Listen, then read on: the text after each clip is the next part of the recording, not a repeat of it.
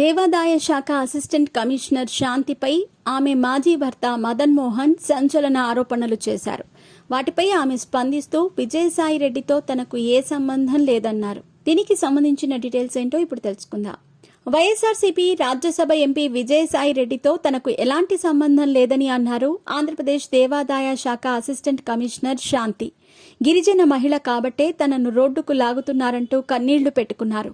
తాను విదేశాల్లో ఉన్న సమయంలో శాంతి గర్భవతి అయి బిడ్డను కన్నది అని, అందుకు వైసీపీ ఎంపీ విజయసాయిరెడ్డి కారణమని అనుమానిస్తున్నట్టు శాంతి మాజీ భర్త మదన్ మోహన్ అనే వ్యక్తి సంచలన ఆరోపణలు చేశారు.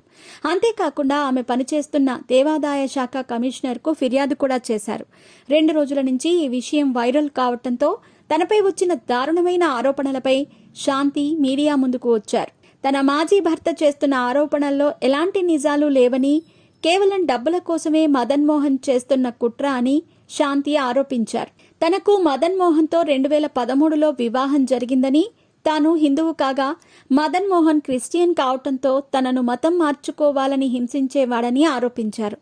తాను పెద్ద మనుషుల సమక్షంలో 2016లో విడాకులు తీసుకున్నట్టు శాంతి స్పష్టం చేశారు. బాండ్ పేపర్పై ఇద్దరం విడాకులు తీసుకున్నామని, అప్పటికే తనకు 2 కవల ఆడపిల్లలు కలగటంతో చెరొక బిడ్డ సంరక్షణ తీసుకున్నామని శాంతి తెలిపారు. అయితే తన దగ్గర ఉన్న ఆడపిల్లను చంపేయాలని మదన్ మోహన్ బెదిరించేవాడని, విడాకులు తీసుకున్నా తనను వేధించేవాడని ఆమె ఆరోపించారు. తన పిల్లలిద్దరూ ఆడపిల్లలు కావటంతో వారి కోసం తాను మదన్ మోహన్ పెట్టే బాధలు భరించినట్టు చెప్పుకొచ్చారు. శాంతి తనకు 2020లో ఉద్యోగం వచ్చినట్టు తెలిపారు.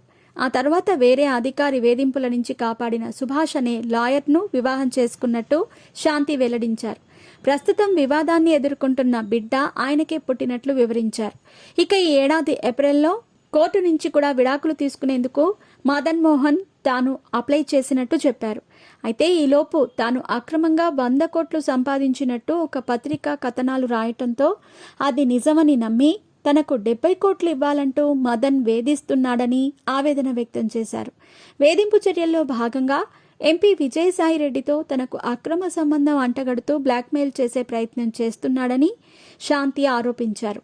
తాను వైజాగ్లో పనిచేస్తున్న సమయంలో విజయసాయి రెడ్డి వైసీపీ ఉత్తరాంధ్ర బాధ్యతలు చూసేవారని, వైజాగ్లోని దేవాదాయ శాఖ పరిధిలోని ప్రేమ సమాజం సంస్థకు చెందిన 30 ఎకరాల భూమిని లీజుకి తీసుకున్న ఒక రిసార్ట్ ఏళ్ల తరబడి కేవలం 5 లక్షలే చెల్లించేది.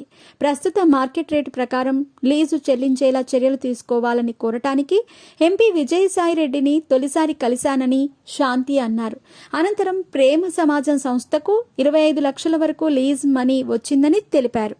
ఆ పని మీదే ఒక్కసారి ఎంపీ విజయసాయి రెడ్డిని తాను కలిశానని, కానీ అంత మాత్రాన తనకు ఎంపీకి సంబంధం అంటగట్టేస్తారా అని ప్రశ్నించారు.